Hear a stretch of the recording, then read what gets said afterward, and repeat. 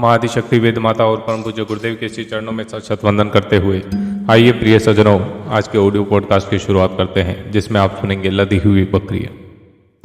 गुरुदेव लिखते हैं कि छोटा सा जानवर बकरी इस पर्वतीय प्रदेश की तरन तारिणी कामधेनु कही जा सकती है। वह दूध देती है, ऊन देती है, बच्चे देती है, साथ ही वजन भी ढोती है।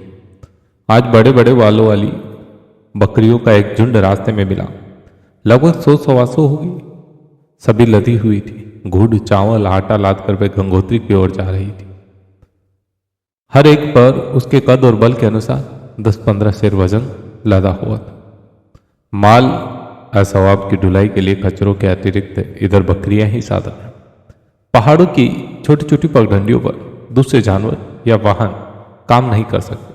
सोचता हूं कि जीवन की समस्याएं हल करने के लिए बड़े बड़े विशाल साधनों पर जोर देने की कोई इतनी बड़ी आवश्यकता नहीं है जितनी की समझी जाती है, जबकि व्यक्ति साधारण उपकरणों से अपने निर्वाह के साधन जुटाकर शांतिपूर्वक रह सकता है।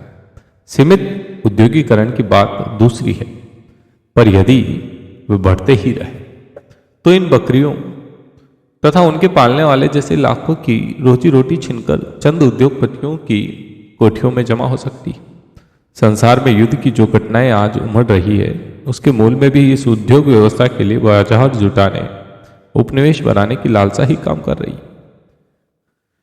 बकरियों की पंक्ति देखकर मेरे मन में यह भाव उत्पन्न हो रहा है कि व्यक्ति यदि छोटी सीमा में रहकर जीवन विकास की व्यवस्था जुटाए तो इसी प्रकार शांतिपूर्वक रह सकता है, जिस प्रकार इन बकरियों वाले भोले भाले पहाड़ी रहते हैं।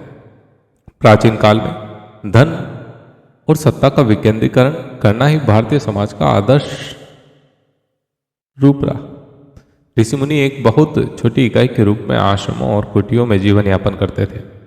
ग्राम उससे कुछ बड़ी इकाई। सभी अपनी आवश्यकताएं अपने क्षेत्र में बड़ी इकाई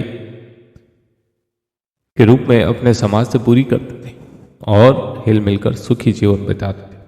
न उसमें भ्रष्टाचार की गुंजाइश थी, न बदमाशी की।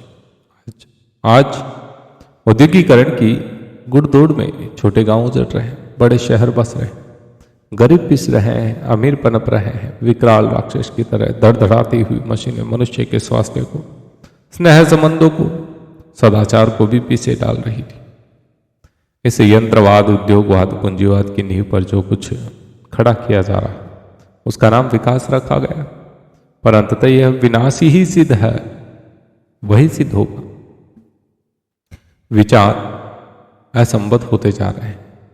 छोटी बात मस्तिष्क में बड़ा रूप धारण कर रही है, इसलिए इन पंक्तियों को यहीं समाप्त करना उचित है। फिर भी बकरियां बुलाएं नहीं बोलती। वे हमारे प्राचीन भारतीय समाज रचना की एक स्मृति को ताजा करती। इस सभ्यतावाद के युग में उन बेचारियों की उपयोगिता कौन मानेगा? पिछड़े युग की निशानी कहकर उसका उपहास ही होगा, पर सत्य सत्य ही रहेगा। मानव जाति जब कभी शांति और संतोष के लक्ष्य पर पहुंचेगी, तब धन और सत्ता का विकेंद्रीकरण अवश्य हो रहा होगा और लोग इसी तरह श्रम और संतोष से परिपूर्ण जीवन बिता रहे हैं, जैसे बकरी वाले अपने मैं करती हुई बकरियों के साथ बिताते हैं।